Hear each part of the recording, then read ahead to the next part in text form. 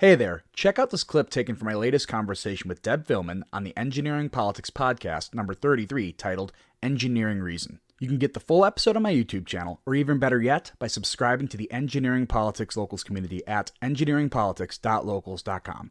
And while you're on Locals, checking out all these wonderful independent creators, make sure to join Deb's community at thereasonwelearn.locals.com. All right, let's get to what you came for. Turn up the music.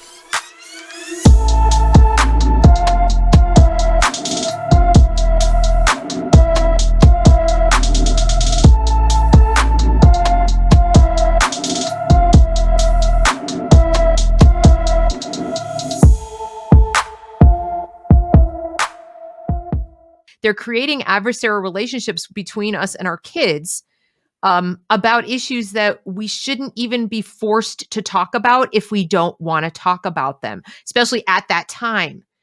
You know, whether it's because of an age, maybe I wasn't planning to discuss sex-related issues with my kids until they asked me at 10 or 11. Why are you making me talk about it at 6 and 7? They're imposing upon families. They're causing rifts in families. And this is where I really think it's a lot more like the sort of like the Maoist Cultural Revolution than people want to be honest about. Like, no, that couldn't possibly happen here. It is happening here. We're seeing it. So, and this is one of them. And telling boys that they're, you know, they need to not be the way they are. I can't imagine the conversations that go on in the homes of parents with sons. What must that be like? I have girls. I have no idea. I have no idea what it must be like to deal with that. I can tell you what it's like. It's a lot of you yelling, "Hey kid, stop playing with your dinghy."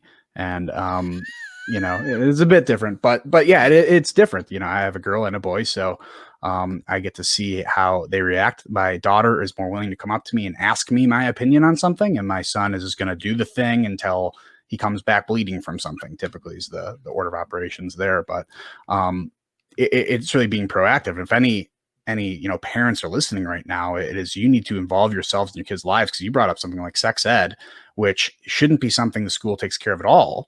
But the reason why, and this is what we need to be honest with ourselves, the reason why the school takes care of it is because a lot of parents push it off on some third party to explain very, very uncomfortable things to their children. And sex ed, I think, is one of them.